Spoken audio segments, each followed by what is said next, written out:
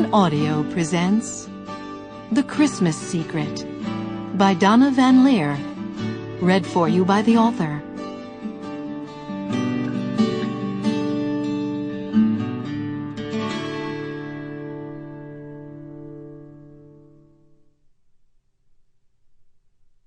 Prologue.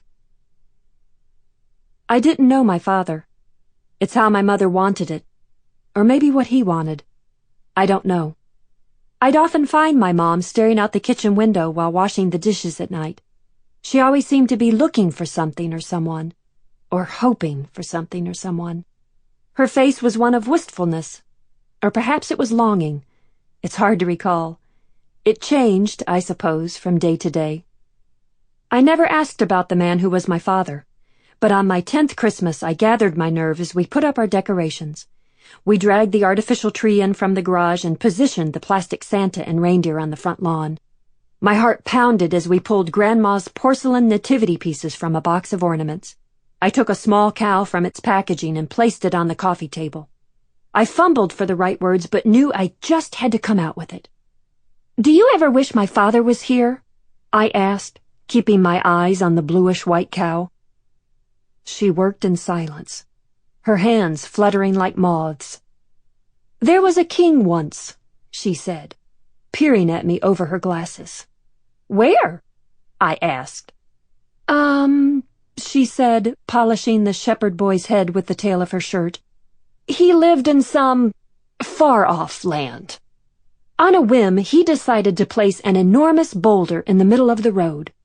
"How'd he get it there?" I asked, lifting a lamb from the tissue paper. She paused. "I don't know. I'm sure he had an ox move it. It'd take more than one ox to move a huge boulder, wouldn't it?" She sighed, pushing her glasses up on the bridge of her nose. "He had 6 oxen push the boulder. Now that seems like too many." "How many do you want him to have?" I thought it over as I unwrapped the baby Jesus. 4. She shook her head and turned Mary just so on the table. "Okay, 4 oxen moved the boulder. The king then threw buckets of water on each side of the rock so there was nothing but mud surrounding it. Then he hid himself and watched as people traveled the road.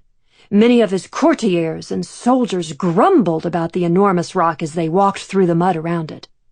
Wealthy merchants and dignitaries from neighboring kingdoms complained about the king and the conditions of the roads in his kingdom, yet no one would do anything about the gigantic roadblock."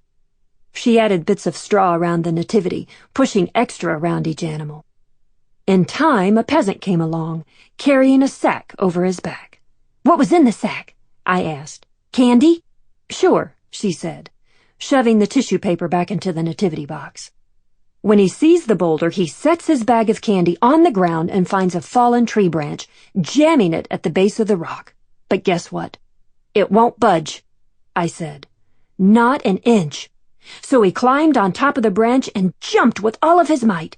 He jumped and jumped and jumped, but nothing, I said, picking up the baby Jesus.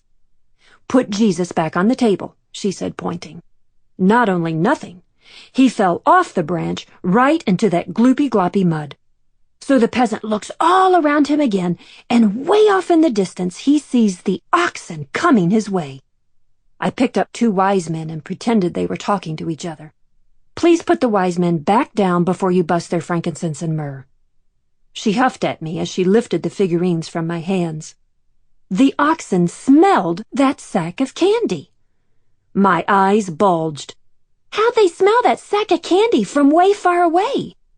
"Oxen have big nostrils," she said. "How big?" I asked, moving Joseph closer to the action in the manger. "Angela Christine!" I looked up at her. She had named me Angela Christine after her mother and grandmother.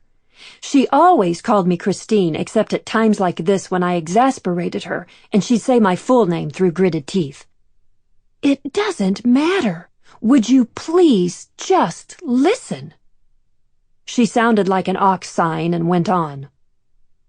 "The peasant harnessed the oxen together with the fallen branch and..." Sample complete. Ready to continue?